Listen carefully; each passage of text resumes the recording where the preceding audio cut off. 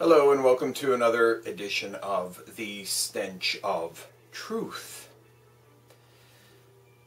Of course, we just had the Thanksgiving holiday, and I hope everyone had a nice time with their family, but we also had the yearly spectacle of Black Friday, in which, of course, people were trampled, punched, elbowed in the face, and apparently one woman, in defense of some stupid piece of shit that she wanted, pepper sprayed a bunch of people. An elderly man was roughed up and beaten up by police for supposedly trying to steal a couple of games.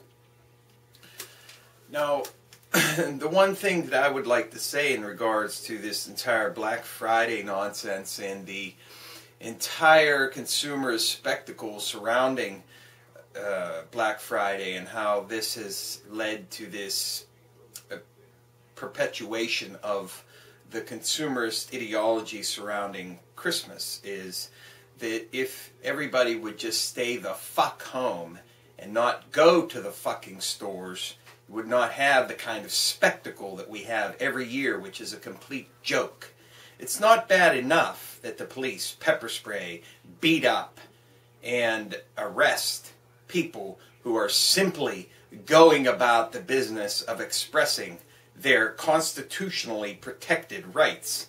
And I put that entire sentence in quotation marks. But we have everybody else beating up and pepper spraying each other over a piece of junk manufactured somewhere else by people making practically slave wages, in which all of the profits on the sale of that piece of shit that you are gouging someone's eyes out for go to the enrichment of multinational corporations. There is no benefit for the small man. There is no benefit for the middle class. There is no benefit for the working class. All you are doing is propping up a system of exploitation at every end of the fucking spectrum. I wish people would wake up to that fact and realize that they are enablers of this entire system. It's time we get back to being a productive economy instead of a consumer economy. And that ties into the entire economic problem of this country, which I've touched on before.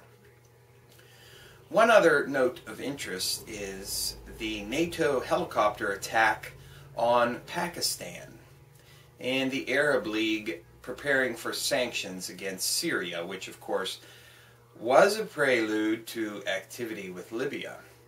I do not see any military activity with Syria yet.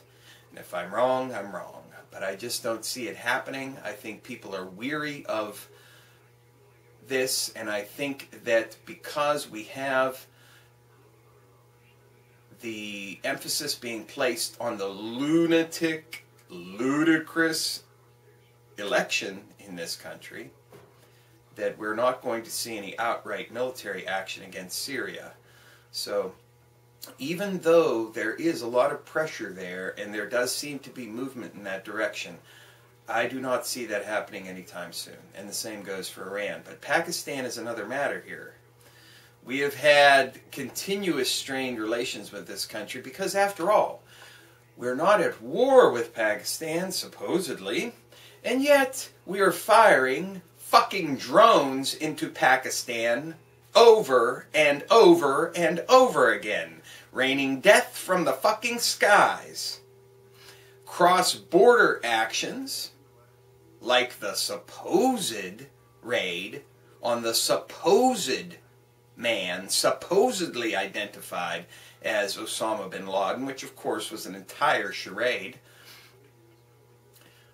But the deaths, the attacks committed by NATO and by U.S. forces, most notably the CIA and the military, in the launching of drones. That continues, and deaths continue to mount. And this will be a touch point for a more serious conflagration, because Pakistan does have nuclear weapons. As I've been telling you before, many, many times, we are already in World War III. And it is only a matter of time before more and more nations are drawn into this. And now we have a more hardline stance with Russia and China on certain issues. And it makes the stakes much higher. What is it that we can do? Hopefully break the back of this country through various means, one of which would be the Occupy movement, by addressing the economic issues and the problems facing the people of the country.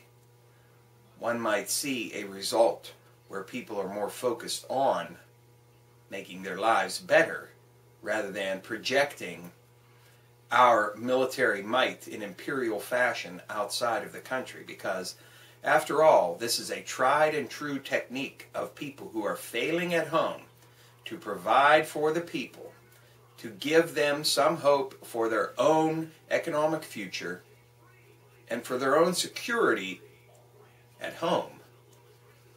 The government invariably lashes out with its military in other countries in order to take the eyes off of what is happening at home.